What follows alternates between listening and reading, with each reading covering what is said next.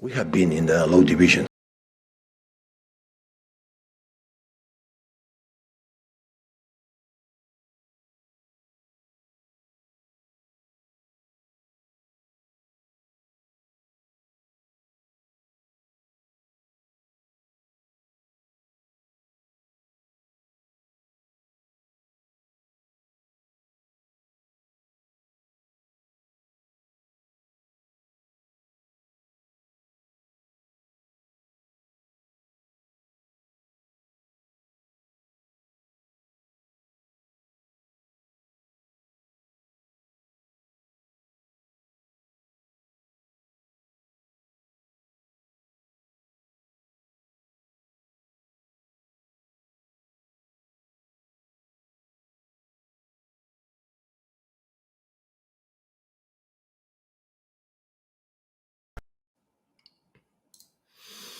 Yo, guys, what is going on, man? What a lineup we've got for you today. Can you believe it, man? Can you believe it? Huge news, obviously, coming out this week. And Pep Guardiola firing back today in the press conference, getting everybody up for it. And it simply wasn't good enough just to have me and Jordan sat here chatting shit. We had to recruit the big dogs. We got Bull from Noisy Pod. Yes, Bull. We got Big Steve. Hugh from the 1894, big up Daps, and Luke from MCFC. Lads, hopefully you guys are all good. First of all, massive shout out to UMIR.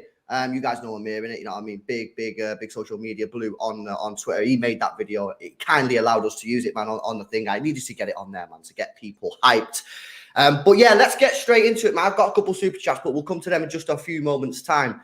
Let me bring on Luke for MCFC, lads. You're new for the match day vlog. Luke, man, you seen the press conference today, bro. How are you feeling, man? After Pep Guardiola threw some pretty big statements out today. To be fair, I've always been pretty confident. Like since even the charges kind of got brought on us, I've been pretty confident that we're going to be innocent. We had obviously the ones in 2020 that we got completely exonerated of those. So I've always been pretty confident, but Pep today, he's just instilled even more confidence in me. I honestly think we're going to be fine.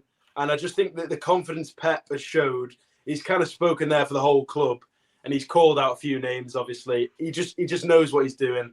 He's shut up any rumours that he was going to leave, any nonsense like that.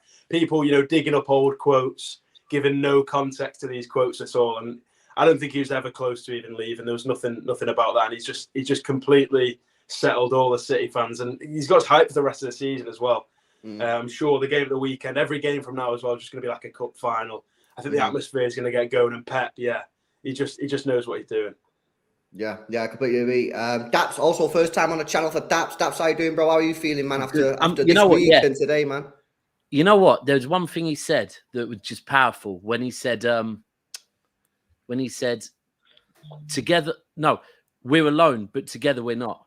And that for me was like, that is exactly, you know what? And then hearing him say, more than ever, I don't want to leave this club. It's like, it's almost like, oh, you lot fucked up. You lot fucked up. Because the mad thing is, after the Spurs game, we were deflated anyway, right? Yeah. We were deflated, honestly, and there were little cracks in our fan base as well, right? And this has just brought everyone together. Like, I can't wait to be in Leipzig, surrounded by just Blues. I can't wait. Right. So I think, yeah, what everything he said was spot on. The fact that he's even willing to call out other clubs as well, it's just war now. That's what it is. So Yeah. Steve, you've just obviously done your 5 live. What you saying? Yeah. Nah, it was, we've all been on social media this week and we've all had to face a lot of shit. And we've had to face the cheats and the crap. And when you're trying to do a show and trying to defend your club that you love and you haven't got all the facts but everyone's presuming you're guilty, it's a pain in the ass. And to be honest, it's grinded a lot of us down. You know what I mean? We've turned down shows. We're not being fallen for with these idiots who are trying to bait us. But when the manager comes out like that today, very easy for him to do a no comment interview. He comes out, ready for it. And I don't know I know you guys are buzzing. I'm buzzing. But I think the whole fan base just thought, yeah, come on then. And all that talk, I'm staying here, mate. I'm staying here. I've never felt more about staying here now than ever before. And we'll see. And we're innocent. All them words that came out of his mouth are all the right words that we needed this week. Yeah. And then there's a coach greeting on Sunday against Villa. So all the young lads are pumped up for it, getting behind the team. I spoke to everyone going down to Arsenal. Everyone's having it. And I just think, you know what? We're Man City, man. We're not dickheads. You want to treat us like dickheads, but we'll have the last laugh at the end of the day. And I think this club now, we needed the voice of the leader, and the leader spoke. And I think they've awoken a bit of a nasty giant again. And I hope the players respond to it now, and we can all get behind them. That's the key. That's the key. The players now need to. Everyone else has risen. And now, after that Spurs result, the players need to as well. Yeah, Morv, what your thoughts? Did you? Because to be honest, it's not easy, is it, for Pep Guardiola? He's the man who's been tasked with the job of dealing with the media. How did you feel he did today? Well, after a week of being the punching bag for world football, I could not be more excited about what he did today, standing up for all of us. He's basically said exactly what we've all been thinking for a few days. First thing out of his mouth was that we've already been condemned. And that's what's happened. I mean, everybody thinks that we're guilty of this, without even giving us the chance to defend ourselves, which is another thing he said. So after a week of being pretty down, pretty tired of it all, again, because it's all rehashed stuff from before, this has really given a new energy. And I think, like Dap said, if the players can now pick up on that, we could be really going places. Hugh, are you quite surprised, mate, that Pep didn't come out and did a no comment sort of press conference? Because to be honest, I literally about 5 minutes before the press conference started, I put a message in my group chat and was like, I reckon he's just going to no comment the shit out of this, and he did the complete opposite. Was you quite surprised at that? No, as much as people joke about it, rival fans joke about it, that Pep's only there for the money, he's only there for the consistent flow of trophies, and it's an easy job for Pep, essentially. We know as City fans, he actually cares about the club, he actually wants to represent us, he actually gives a shit about what he's doing. When people joke around about how whether Pep has a burner account on Twitter and he's reading through all of our comments this week and whatnot, it felt a little bit like maybe he does have a burner account and he was reading our comments, because he said everything that us lot have been saying all week. We've been defending our situation, not saying we're innocent, but defending our situation and our right to presumption of innocence until proven guilty, like tooth and nail all week. And he came out and did that. Any other manager with far less character than Pep Guardiola could have done that. They could have come out and said, listen, the club have made a statement. I've got no more comments. They represent the club. They'll say what they have to say. But he showed personality. He said, this is exactly what I think. And I've seen rival fans saying or condemning him for that. He's tarnishing his future legacy or any legacy he has with Manchester City by defending this. In the eyes of City fans, he will go down as more of a legend for backing us at a time where we need our manager to back us. So I'm really, really exhilarated and excited by everything Pep Guardiola said. If there was ever a time where Manchester City Football Club need the siege mentality in the modern era, it's right now. So the fact that our manager is willing to spearhead and forefront this siege mentality, it means a huge amount to me, and I'd say it does to you lot too. And with that as well, you know about this sort of leadership, because I can't, I think what Pep Guardiola did today was stunning. I think it's what we all needed, and I think it's what the football club needed. And he didn't need to do this. Is what some people don't realize. He didn't need to do what he's not. This situation that we've been charged with. It's nothing to do with the manager. This is to do with the people above. If there's anyone that really should have given this statement, it should be the board, people on the board. But Pep Guardiola did it, and I think that showed the leadership. and I'll just throw this out I'll throw this out to Dats, but guys, feel free to jump in on this. Do you feel that now maybe it's time that we need to see some leadership on the pitch? We all know that Ruben Diaz is back from his injury. Is it time that, you know, we've got Pep the leader on the sidelines, but is it time we get some sort of leadership on the pitch, man? Maybe Ruben Diaz could come back in. Well, you know what? Firstly, you're spot on that he didn't need to do this yet, but it's more powerful coming from him, because I agree. If Khaldoon says it, it's like, well, he's going to say that, yeah? But for me, I know Pep's relationship with that board, yeah? And it's deeper than football. You got to remember, his brother owns a football club with these lot, yeah? They're his friends from Barcelona, yeah? So for him to come out and say, I trust them, that means more to me than Khaldoon saying it. And for me, because I'll be honest, I said on the stream the other day, if we are guilty of this, thank you. I believe the board did it for the right reasons. But if we are guilty, thank you for what you did and the memories. But for dragging the club through the mud, you might have to go. But now the fact that Pep's come out and said that, it makes me believe the board again and go, right, cool. If Pep's believing the board, I'm believing the board. Now on the players, I said it before, De Bruyne and Gundogan are fantastic footballers. For me, neither of them are captain material, right? And that's nothing against them. That's fine, right? And I actually think the fact that they've been having to deal with things that maybe they're not comfortable dealing with, like the Cancelo incident, I think that might be slightly a reason why we've seen different performances from them on the pitch. We've got Ruben Diaz screaming out to be captain.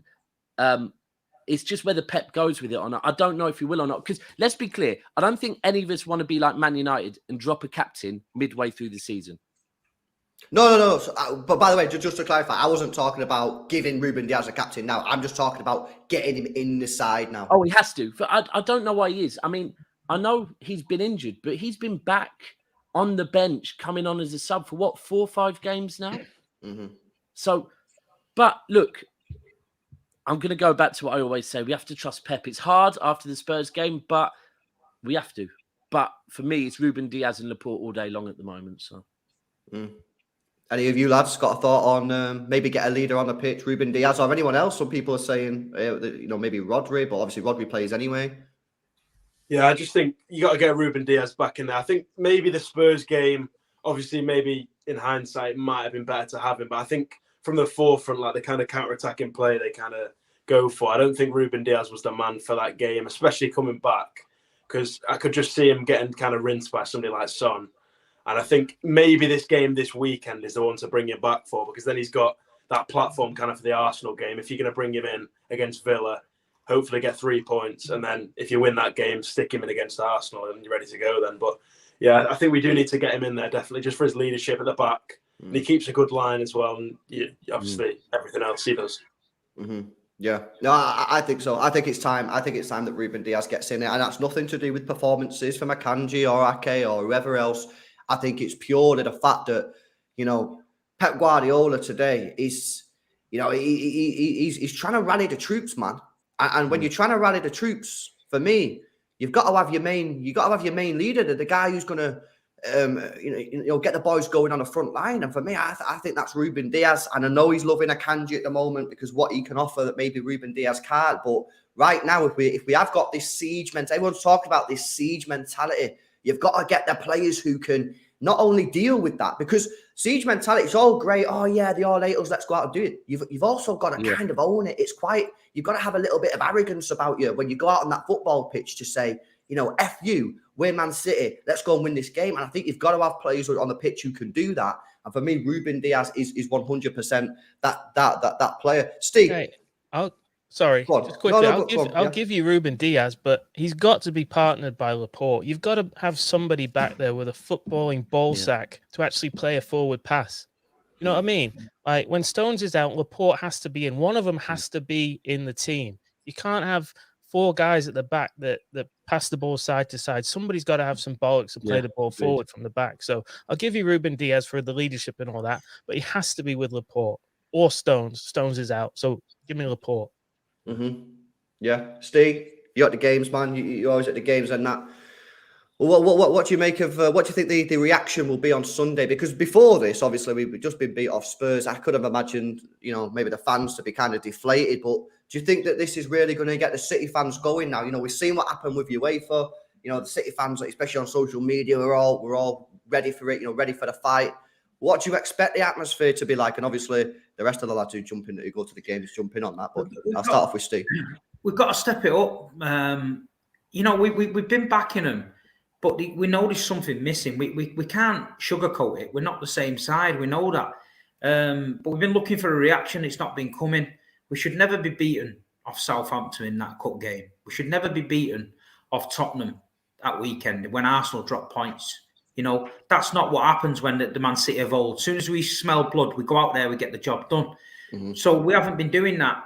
The charges have come out. That was another kick in the teeth. But now Pep's come out and stood up to it. Erling Haaland put a post out about being together. Mm-hmm. So they know what's going on. And, you know, some players, I think, need to step it up. We've had a few sulking, saying they don't want to be there and it's not the place. Manchester's a bit this and a bit that. But we don't want to hear that now. We're in a mini crisis, even though we're second. And it's time to pull your socks up and finish this season strong and let's get it.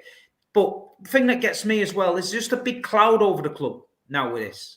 And then for me, it's how long is this going to drag out for? Do you know what I mean? Yeah. And that's it. And rival fans are loving it. But do you know what? The sooner you get over the rival fan thing, the easier your life gets, because that ain't going away. That's just pure and pure jealousy.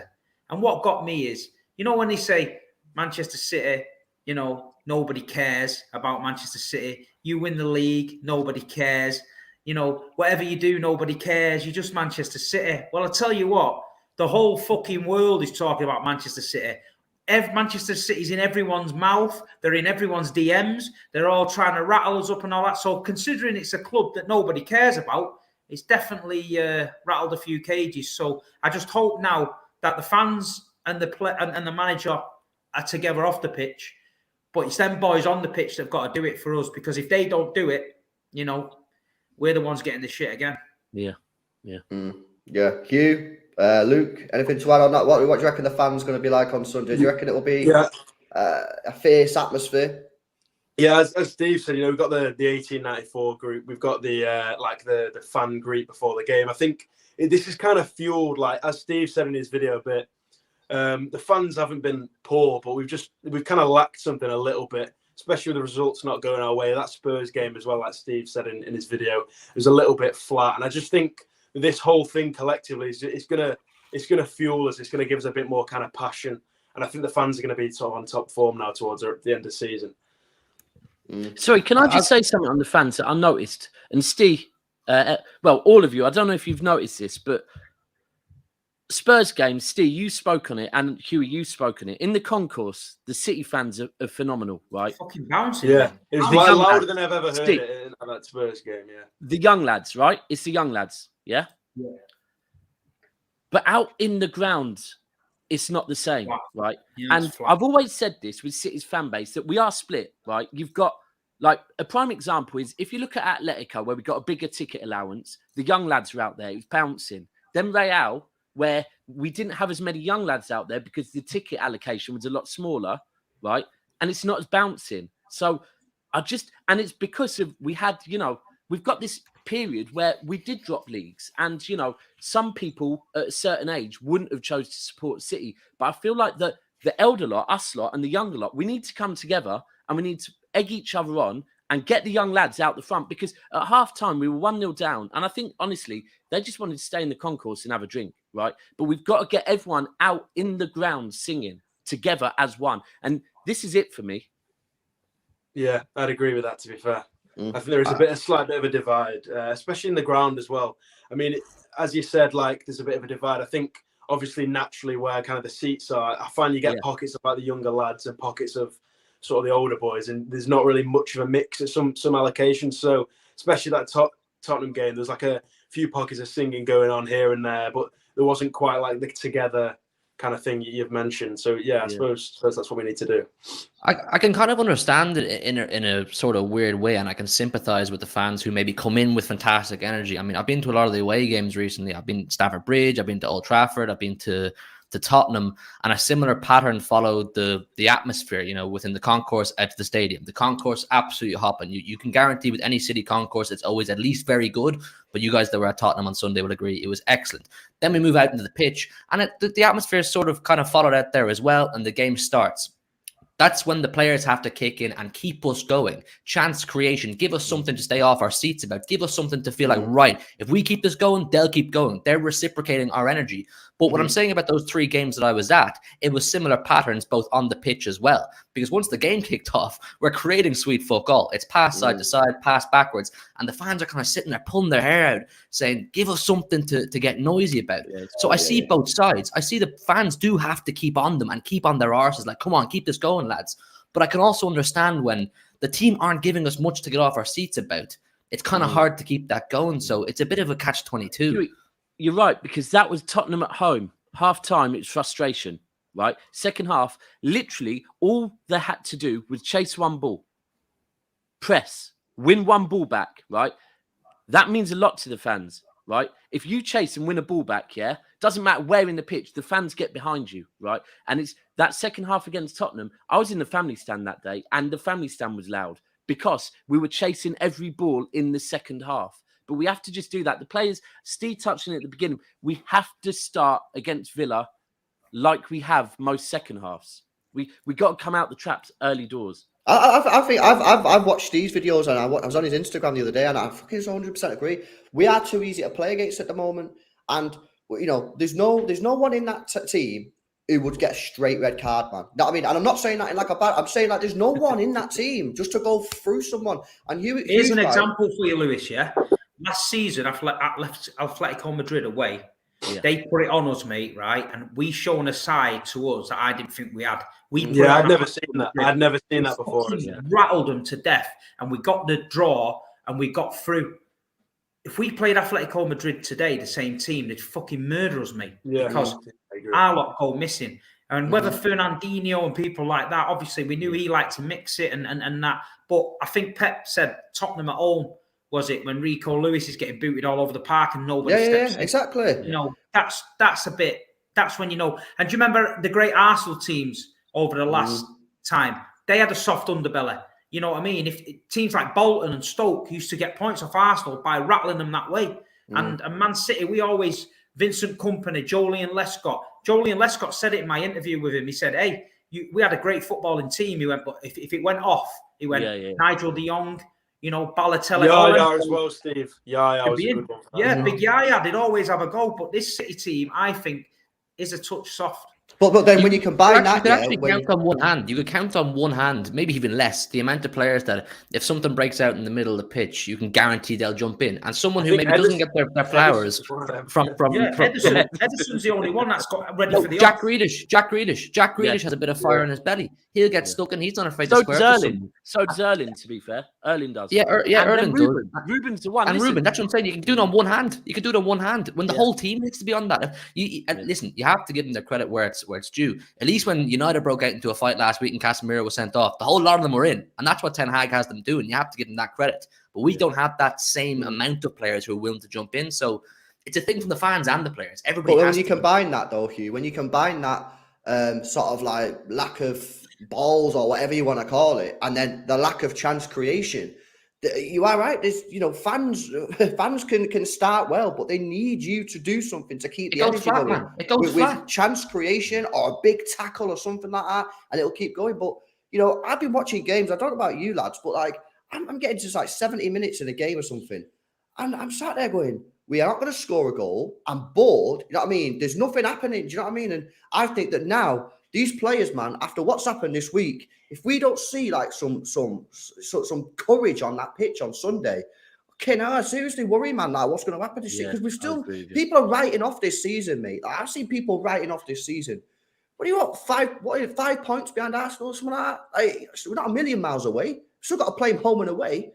I mean, but with this team, needs to start doing two things for me. One, start fighting for each other. Yeah, if it put some big tackles in there. Don't be afraid to take a booking. You know what I'm saying? Show the opposition that you're there and that you mean business. And two, we need to start creating chances, man. Because if we don't create chances, you ain't winning games, man. So that's for me. But I think that this week, Well, the news that's come out on Pep Guardiola today, I mean, if we don't see at least one of them on Sunday, then fucking, I don't know what's going on, man. Luke, was you about to say something then, bro? Yeah, I was just going to say the chance creation thing. I think it was a bit of an interesting one to see De Bruyne on the bench in that Spurs game. And, you know, some people might say Pep was right to do that. But I think when he's back in the team, if we can get him firing again, we need him getting the balls to Haaland, as Steve said before as well.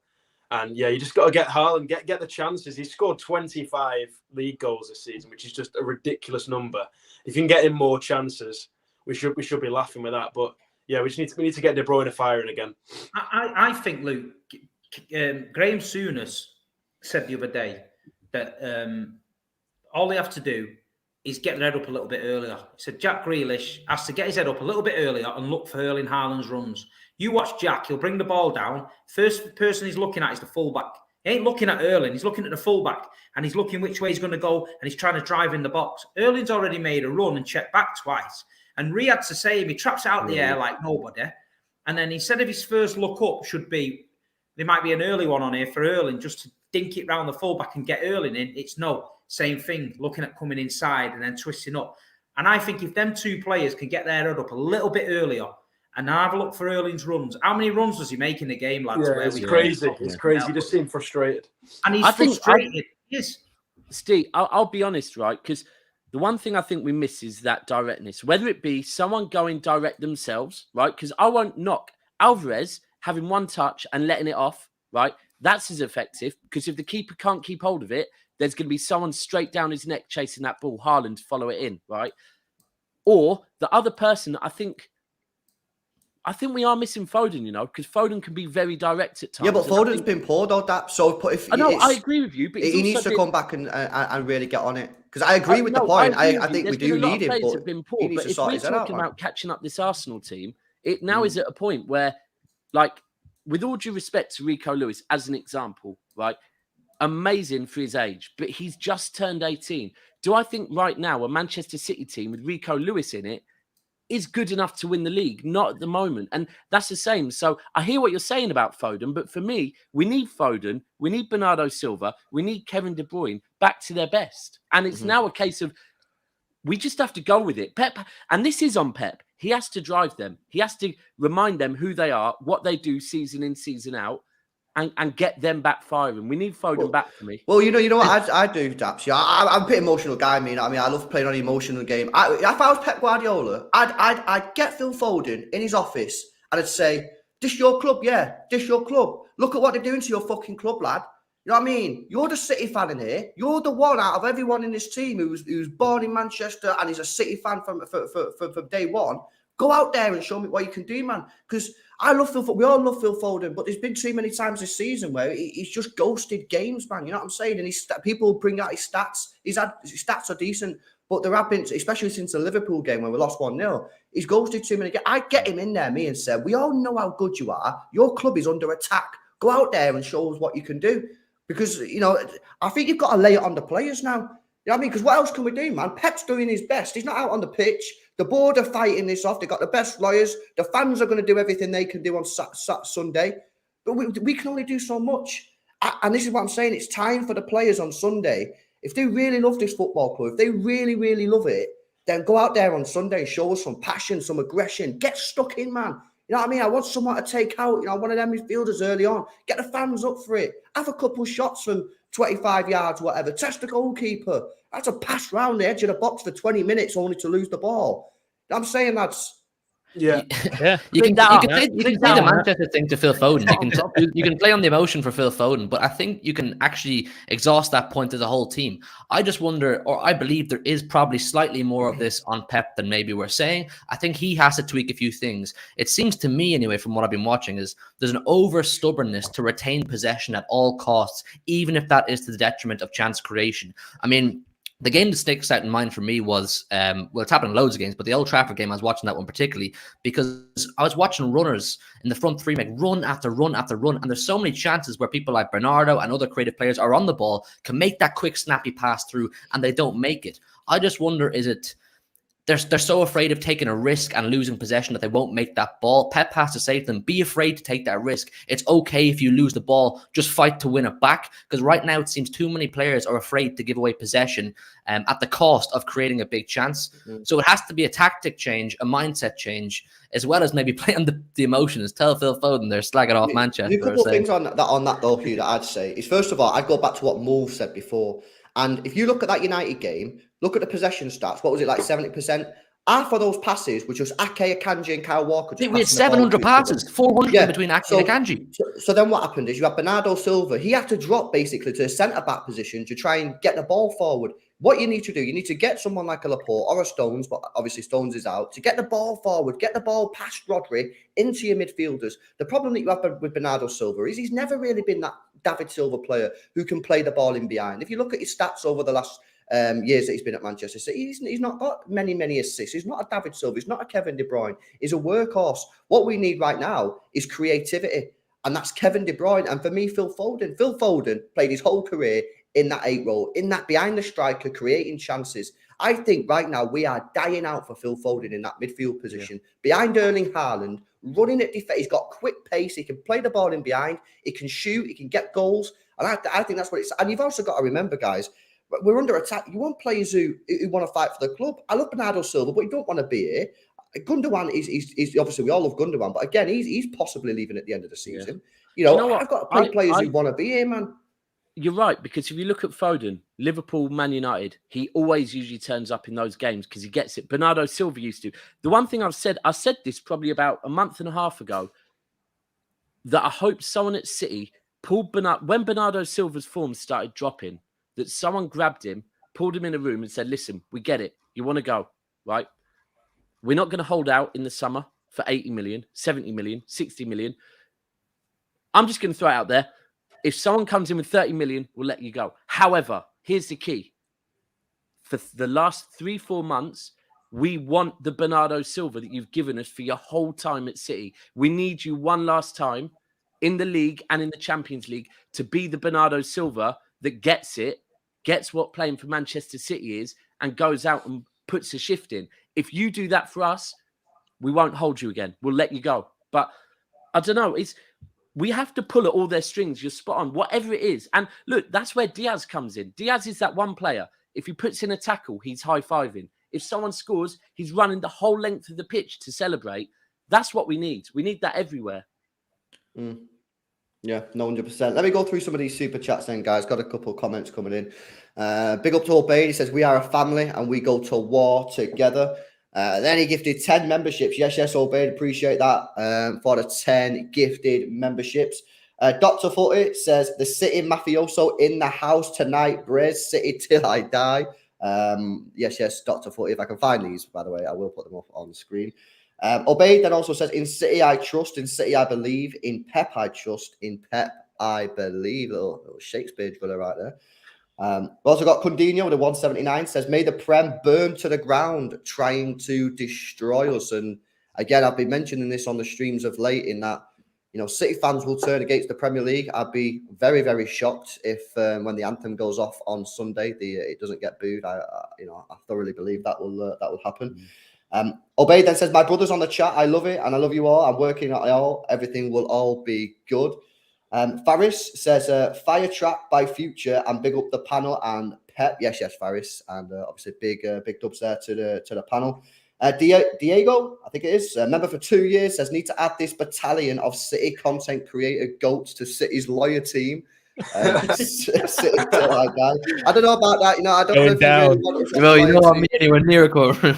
Yeah, I don't know about that, man. But I appreciate the message. One sec, where we at? We got Bert. Yes, says we're winning the Champions League, no doubt. In my mind, it's time. Obeyed says, I told Jody what I know, and then gifted 20 gifted memberships to the chat as well there from Obeyed. So W's in the chat for Obeyed. Says, I love the panel. Everyone like, please. Big up to Linny, member for 2, says, guys, have you seen Colin Savage's review on Ian Cheeseman's vlog? It's an interesting view on what happened. He thinks we'll be unlucky to get a fine. I've not seen it. Wow. But yeah, maybe we can have a look at that later on.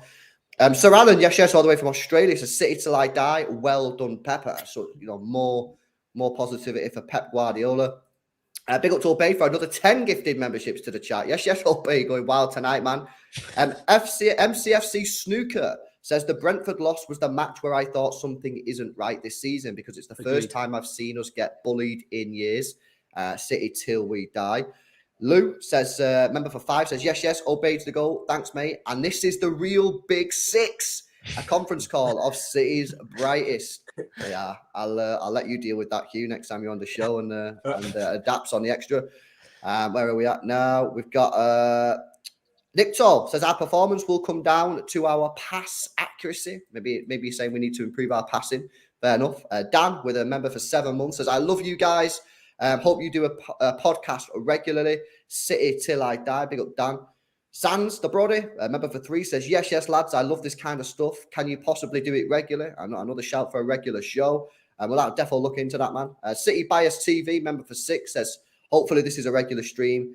Big up to the Mandem, City till I die. Faizan, thanks for the donation, but you've retracted your message, so I can't see it. And finally, Sky is the Limit, member for 10 months, says, love to the panel. Can't wait for the game on Sunday. Should be class. Can't wait to get behind the boys. City till I die. And AO213 says, what if we lose Aguero title with a goal? I doubt that's going to happen. And what people have been saying, strip titles is something that's probably going to be more of a ball ache for the Premier League to deal with anyway, because then they've got to reallocate. But look, that's something that we'll find out probably in 4 years. And as Steve said before, unfortunately, this is going to likely hang on over our club for the years to come. Probably have fucking 2 more wives by then, bro. Jesus. Let's fully turn our attention then onto Villa. Like, made all our focus now on this. Obviously, it's a huge game. We've just said what we want to see. We want to see passion. We want to see chance creation. Villa are a good side, lads, and Unai Emery, since he's come into Villa, has done a fantastic job. I don't think it's a shock to anyone how good he's done there. I think he's a top coach, and it'd be interesting to see what he can do at Villa with the money that they obviously have behind them. If Unai Emery does play tactics where he just basically sits his defence on the edge of the penalty area and basically does a low block, which is not 100% guaranteed. I've seen a few Villa fans said he has changed it up a few times and press. But if he does sit back on there and we don't create the chances and therefore it's difficult for us to get stuck in as well because we'll probably dominate the ball. Is there anything that we can do? Is there any players that maybe you want to see in the midfield other than like the likes of Foden? Is there any tactics you want to see? Is there a formation change? Mulv, I'll come to you on that, mate. Tempo. When you're playing against the low block, you got to move the ball from side to side as quickly as possible so you can get around the back. You've got to have the 8s underlapping and then crossing it across. Haaland taps it in. That's the classic City goal against the low block. But the overlap, as we know, not going to come from the fullbacks in this team at the moment. It's got to be the Gundogan's, the De Bruyne's connecting with Mahrez, with Grealish, getting in behind and crossing for a tap-in. But ahead of all that, it's got to Come be on, tempo. This is not professional, mate. Let's start with Pep. Was that Pep or one of the lawyers? Was that Lord Panic? Amateur hour, sorry. Tempo. That's what you're saying. Yeah, I think you're right. The problem is with the tempo. Do you know what? It's hard because someone mentioned a minute ago about the Brentford game, but I'm going to be honest. I could go back further than that. Like the Brighton game, which we won 3-1. That was before Brentford. We weren't really that good there as well. I still want to see Alvarez on the pitch, right? But I think you're right. If you think about Foden in the middle, that Chelsea game at home in the Cup, was it? Carabao. He played in the middle then. I think Foden playing in the middle, it could be what could speed up our tempo, because that's the thing. Look, we know Rodri can do what Rodri does, yeah? But I just feel we need somebody in the middle. I think this is where Cancelo probably is missed the most with the passing tempo as well. But you know what? If we look at the Villa game, I was thinking this earlier, it is an omen. Villa at home. It's the perfect game to remind us of what happens with Villa at home. And I believe in omens and things like that. So I think I think this one is going to, and it's exactly what we need. You know what? I thought Tottenham away after Arsenal dropped points would be the game. And I was even like, if we don't see the City of old in this game, maybe it's not our season. But the last couple of days, I'm thinking, do you know what? With what's happened, we're still only, 22 games, 21, 22? 22 games in. It could be now. It could be now. And something like this, Villa at home, that's exactly what we need, because I think this is our last home game for 4 or 5 games, isn't it? Yeah, I think you're right. Actually, I think we've got a mad spell of away fixtures. I mean, we've got Arsenal away, which is the biggest game of the season. Then 5 in a row. Then we've got who's it after that? I believe it's not Forest. Then it's Leipzig. Yeah. So yeah, we've got a lot of games away. So this is a game we have to bounce back in. But I'll be honest, we can't see a lackluster 1-0 or a 2-1. We need to see the City of old turn up in this game, because we know the fans are going to turn up. We know Pep's up for it. The players just have to turn up. It's as simple as that. Mm-hmm. Yeah, facts. It's going to be crazy. Steve, again, is there anything else you want to see other than the sort of tempo? Is there any maybe players you want to see come in that we've not mentioned? I want to see the back four. I want the back four to be the best back four. So I want Ake at left back, Walker at right back. I want Laporte and Diaz in the middle. I think a lot of everything we do starts from the back. Like Mulv said before, you want Diaz and Laporte bringing the ball out together. They can get that pass zipped into the midfield quick. I think if teams press Rodri at the minute, we go backwards, because you've seen Rodri get pressed a little bit off Spurs. He tried to fire it into Rico. Rico wasn't ready for it. He got knocked off the ball, and then they were in. It's not Rico's fault. He's just a little bit weak, I thought, at times. I think Rodri, Bernardo, Kevin De Bruyne's got to play in the middle. We want the same energy Bernardo, that we know. And I think the front three, we haven't really got that many options up there. Obviously, Erling's going to play. Jack's playing really well. But I'd just like to see us stop fucking and arsing about with the ball and get it in. If you sling that ball, the thing that what I was saying is, I know Pep don't want to keep spamming crosses in the box, and I don't want him to do that either. But what I'm saying is, if they cross the ball into the box, it gets headed out to the centre of the box anyway, and we win back possession straight away. So it's only us knocking it around the edge of the box anyway. But with Haaland, you'd like to think if you put 10 crosses in the box, he's getting on the end of 6. Steve, he might score all 6, but he's getting on the end of them. You know what I mean? But Steve, who was it early in the season that Haaland scored a hat trick? But was it Forest that Haaland scored a hat trick by half time? Yeah. And a lot of them were from crosses, right? In the first half. Yeah. But that's, look, if you're going to buy Haaland, then you've got to play to his strengths. Get the ball into him quickly. Otherwise, if you still want to play the same style of football, go and buy another midfielder. Jack Grealish made a cross against Spurs when Haaland took the throw into him. He threw it to Jack, and Haaland went in the box, and Grealish crossed it, and Haaland went in the box. I couldn't believe it. I just thought, wow. And I don't know. I just think, we are slow up when we get to that. When we get to that front, we used to have Leroy and Sterling making that run. De Bruyne had put that ball round the back, and they get round the back of it, and they would open up the defence and cross it in and all that. That doesn't happen now. How many times do you see anyone put the ball behind the defence for Riyad to run onto or Jack to run onto? That doesn't happen. It goes direct to Riyad or Jack. They bring it down, slows all the play up. They get back and get ready and comfortable to defend. And then we either knock it off the fullback for a corner, or Riyad will cut in on his left and shoot. And then Haaland just stood there like, what am I doing? Steve, you've only got to look how he scored. Obviously didn't win the game, but at Old Trafford, we just whipped a ball in, and Grealish was there to head it in. Do you know what I mean? Exactly. And most of the time, it's going to be Haaland on the end of that as well. So you just got to get the balls in the box. But you know what? That's a good point, though, Luke. So for me, when you're not scoring goals and you're struggling to create, I think the wingers have much more of a responsibility to get themselves in the box. If you look at the goal that Jack Grealish scored at Wolves in the first minute of the game, he got himself in the box. He was in the penalty area. I think that I think everyone has to, and this is why when I'm looking at the team now, I'm just looking at the team, and I'm putting a team out there for me that I believe has the ability to create me the most chances that we can possibly create. And I'm almost kind of forgetting about the defense to an extent, because I'm backing that if I put out the best attacking lineup I can put out, I'm backing that I can create more chances and score more goals than you can. And I'm basically going to go. I think we'll score more goals than you. You know what I mean? Whereas at the moment, I lean think into we're very. Haaland. Yeah, Do you know- exactly.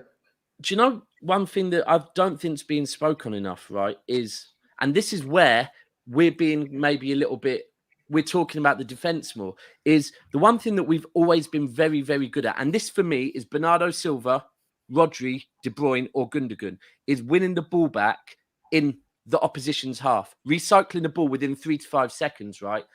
Now, that means that then when you're doing that, you can afford to have inverted fullbacks. You can afford to have maybe as not a stronger pairing at the centre backs. But when the midfield is not recycling the ball in the other team's half and you're inviting them back onto you, that's where all of a sudden you can't have your midfielders inverting, because then we know that the one blueprint against Manchester City is hitting us on the counter. Now, if we're inverting our fullbacks, that means we're more vulnerable to be hit on the counter. If we're not winning the ball back quickly, we're more able to be hit on the counter. And I just think that's down to be honest, De Bruyne. The one thing I've always said that people never speak on is how damn good De Bruyne usually is at winning the ball back.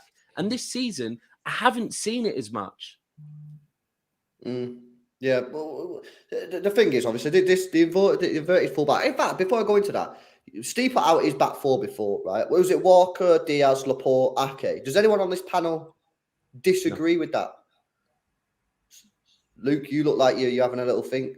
So just thinking, Luke's thinking Ortega at left back. Yeah, he is, isn't he? Luke, what are you saying? No, just, to be fair, yeah, that's probably bang on. I just think the only thing with Diaz and Laporte is whether Diaz is ready to go back in. I think he should be by now, so I'd probably agree He's with been that, in training for about a month, Yeah. man. Like, if he's not back now, what's going on?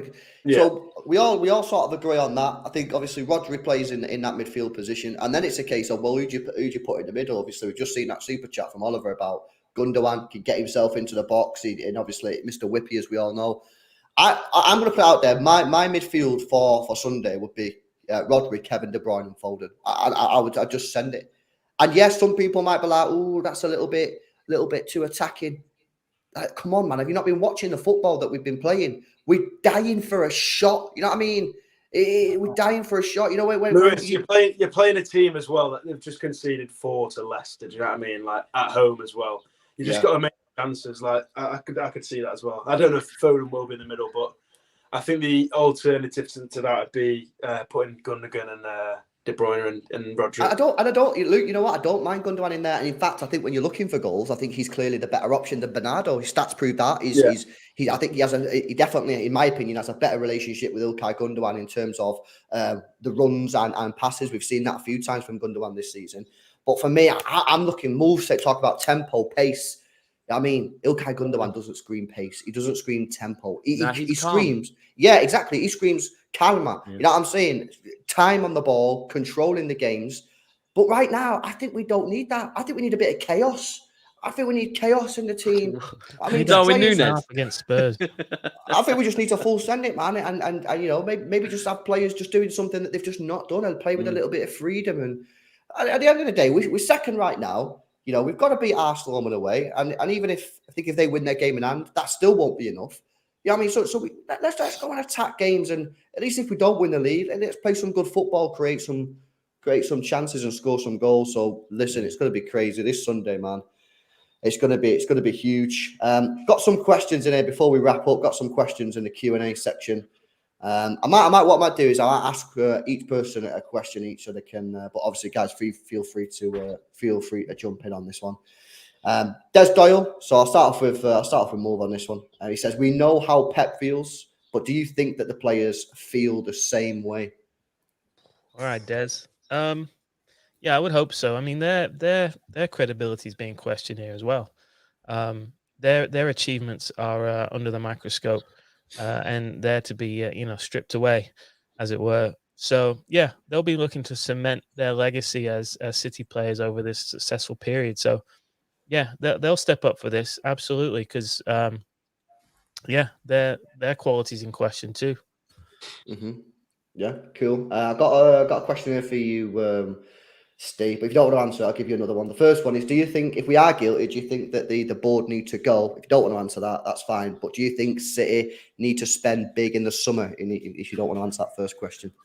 No, listen, if that happens, then obviously someone somewhere in the club has done something wrong and run it bad.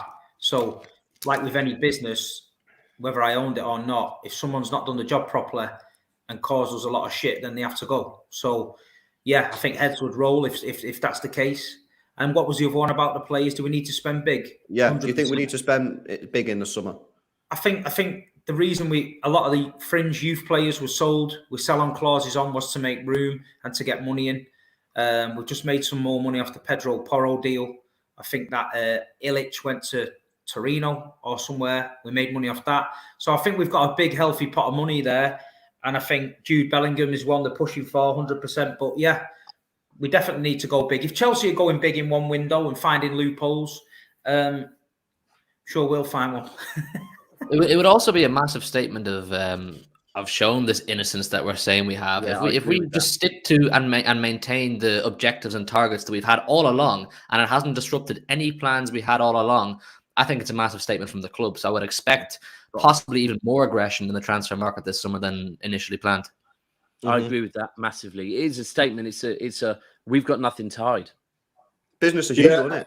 And also on top of that, like, this period we're in now is not what we're trying to prove our innocence in. Like, that stuff's gone. It's like we can't affect that now. So whether we're innocent or not, like, we just got to continue how we need to really. Yeah, Hugh. Sorry, just quickly on that thing. I know we've moved on from talking about it, but there was something that Pep said today that also gave me a bit of encouragement, where he spoke about how the players need to do their job, the fitness staff are doing their job, and everyone at the club's doing their job. The lawyers will do their job. And that meant because there's something Vinny said, that when you join Manchester City in any role, they will give you everything you need to be the best at your job and achieve whatever you need to achieve. If you haven't got the right mentality, then there's no disrespect. It's just you're not right. And for me, I'm thinking Pep's got a lot of faith. And I honestly think after the last 2 days, everything I'm seeing, I really think we are going to blow this case out of the water. And when you think about it, some of the things that they've put in these 115 charges, right, are very petty, right? Remember what we actually got a fine for from UEFA? We got a fine for not submitting the evidence that they wanted us to submit, although we didn't actually need to. And I think they're putting all these so that at the end, it's like if police were to kick down your door, search your house, find nothing, but there was a cannabis spliff in an ashtray, they don't have to pay for the door because they found something. And for me, some of these little ones that they've put on is that they know deep down most of this shit is not sticking because UEFA's already tried it. So they're putting the little ones. We'll end up getting a £50 fine for the grass being too long. So I really do think we're going to beat this out. I had to add it because it's a bee in my bonnet. Sorry, look what happened to the court of public opinion when all we were left with was a $10 million fine. People still thought we were guilty. Yeah. Right. So if one, like you said, Daps, if one or two things stick, even if they're tiny, exactly, and we're running around saying we're innocent, everybody's going, why'd you get done for that then? Why'd you pay the fine then? Yeah. Innocent people don't pay fines, is what they'll say. Yeah. Do I take this one on screen, bro? Do I think that these charges could put players off joining City? No, I don't think so initially. I think in any contract negotiation City undertake, they'll make it perfectly clear the stance they've made to us, which is that we are innocent. We believe we're innocent. So if City fully believe that, they will implement clauses into these incoming players' contracts saying, if by whatever chance we are found guilty, which we don't believe we are, you can leave at a stupidly low fee, because we don't ever believe it will get to that stage. That alone is going to put or exert a huge amount of confidence into the incoming player. The incoming player is going to feel, right, they're so confident that they're innocent that they definitely go for 50p next summer if they're found guilty. So I think City can almost use this to their advantage and make a player feel really comfortable and confident coming in by doing certain things and saying certain things and implementing certain things. So in short, no, I would think not. I think 10th in the Premier League would put you off more than than what's going on right now. To be fair, No. But Gerard's taking Bellingham out for Hernando. So listen. Daps, got a question here from Beyond Belief. I think a bit of a deep one, this one, bro. He says, have the events of the past week proven with certainty that there is an active conspiracy to stop Manchester City succeeding? Is this a deliberate attempt to stop Manchester City, or is this just we just found random shit? You know what I mean? Or do you think City are being attacked? I posted a picture on Monday of, we all remember when Super League first came around, and that picture surfaced of the Arsenal owners, Man United owners, and Liverpool owners, all American, out for dinner, having a chat, looked seedy as shit, probably went back to a hotel room afterwards together. I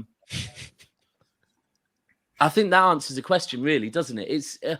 It was from that point, it was like, and then also, let's be clear, the Super League, yes, we were into it, but we were the first team to pull out. There was also a lot of rumours that City pretty much got told, get on board or you're not going to, you're going to sail away. So I think that as well, probably because other teams then had to pull out because we set a precedent. I think we all know, innit? It's so obvious. Look, we've seen Pep in press conferences. Generally, he doesn't like saying much. The things he said today, the fact he's willing to call out teams, I think that says enough. Like, Pep loves football, right? He's been in football from before Manchester City. For him to say everything he said today, I think that speaks volumes to the whole football world. Yeah. Anyone else want to add on that? Because that's it's a stitch up. 15 years in the making is what it is. Yeah. Right. We'll finish off with lads. A couple of questions on this, and I want you to think about it and not just laugh here. But Dash and a few other people in the chat have also asked this. Says, do you think it's time for Sergio Gomez to get back into the side before he gets shot or cooked? I know that Gomez is a shit defender, but he's decent attacking fullback, and Pep is usually using a back three. Does Sergio Gomez potentially have a place in this side for the rest of the season? Is that your burner account, Lewis? Well, yeah, I think obviously he can play left back. He's a diverse player. He's been given chances here and there. Obviously, the Southampton game for many people some people said that was like the last straw. He's not going to, get many more minutes again. But it's quite clear Pep doesn't trust him at the moment for whatever reason. It might be because obviously he is a bit of a weak link, but he can get forward. We've only signed him in the summer. You've got to give him a bit of time. And I think his move from the Belgian league to the Premier League, he's always going to be a step up. Some people don't adjust as well as other players do. So I think you just got to give him a bit of time. Who knows whether he can find a way into the team. I personally don't think he will, but you just got to give him a bit of time. We need a couple of games where we're 2 or 3-0 up last 20 minutes and we can afford to bring him on and let him get his confidence back, because at Southampton he was bad and Laporte roasted him at one point and absolutely ripped him apart, which you could see the kid's face, just his head dropped, and it was bad. Correct me if I'm wrong, but I'm pretty sure he's still playing for one of the Spanish the non-senior teams. So I think, at international level, if he's not even breaking into the kind of the first team or around that, he needs more experience. He definitely needs a bit more time and a bit of experience. You can't just write him off now. Do you know what I mean? To support Lewis, he plays on the right wing for Spain under 20s. He doesn't even play at left back for Spain under 20s. But I almost view Sergio in a similar way or Gomez the way I view Rico, even though Rico's an academy product, so we give him a little bit more leeway.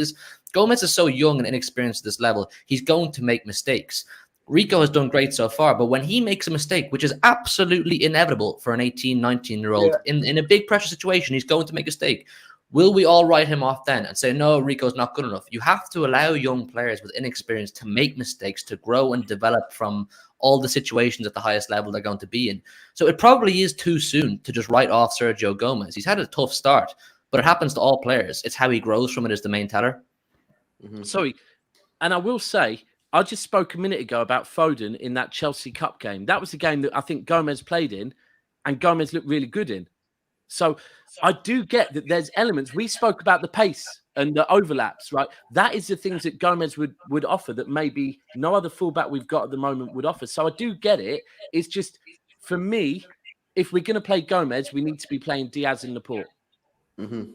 Yeah, no, I've actually said in the past, as you know, and to be fair, I've had a 180, but then I've flip flopped a lot this season, and I think the reason that I've changed my mind a lot this season is because of the performances on the football pitch, and I do agree with the speed, the pace, and I would build a team for maximum chance creation, and I would genuinely consider putting Gomez in the side. I really would, because I'm just looking. But then I know that obviously he could drop a stinker, and that could cost us the game. But yeah, I think when you're in this sort of hunter sort of mentality, when we are coming from behind, we're not top of the league, that you have to take a few risks. You have to gamble a few times, and maybe in a game here or there, he could be the one. And I think it was Steven saying you need to get him a run of games. The problem is, you look at the fixtures.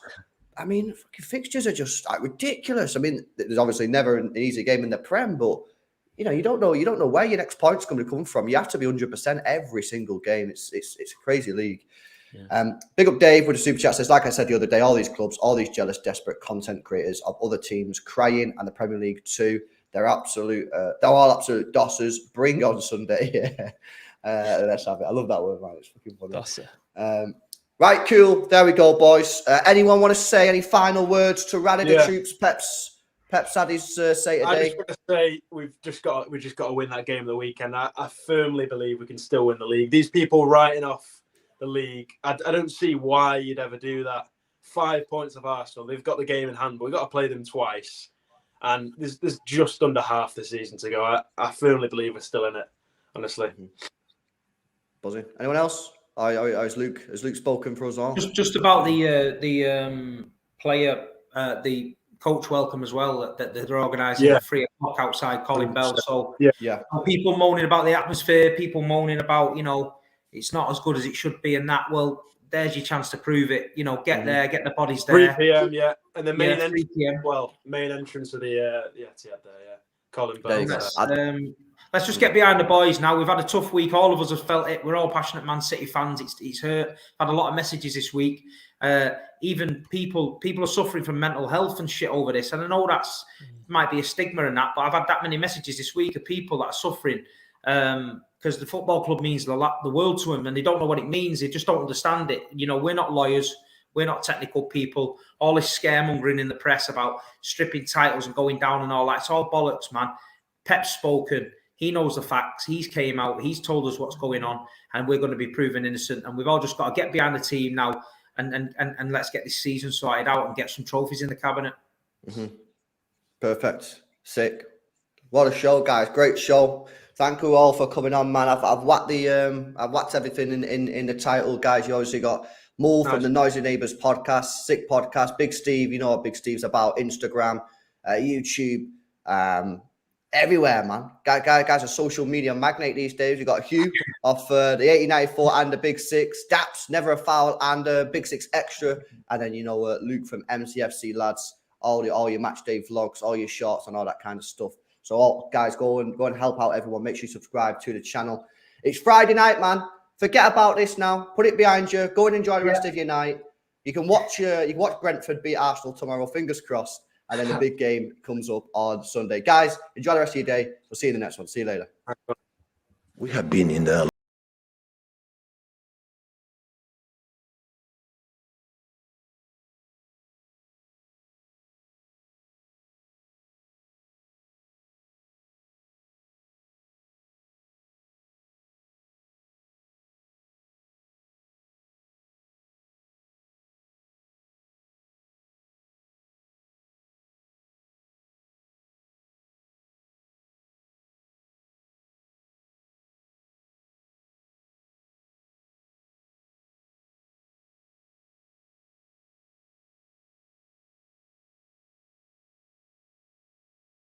than ever.